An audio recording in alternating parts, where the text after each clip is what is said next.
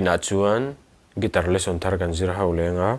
voina kan zir ho le tur chu Lallianmawia Pachuau in Aman engkimah min hria ti hla sakha guitar Perhdan kan zir ho ang helai sin kan langa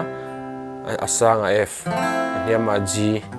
kan kia kan mangang te kan strum mang down up up down up chuan kan up roll khan down up up down ti khan atile zelang bul changin up zo khan up nu khan down karang deuh lekin alut zelang down up down up down na na na na na na achai moi na vel C7 vel kha karon tel talova chan chu ol samjok nan khan mo na na na na na na in chai moi du chon C7 te G7 le F minor hi in mang tel theyo masa karon play rem na kha chon khatiang hawa karon mang tel lova kha chun thu ni sela chuan kami strumming patran de chord mang khan ahlan en karon play rem lenga uluk devin lo ngai thale don ne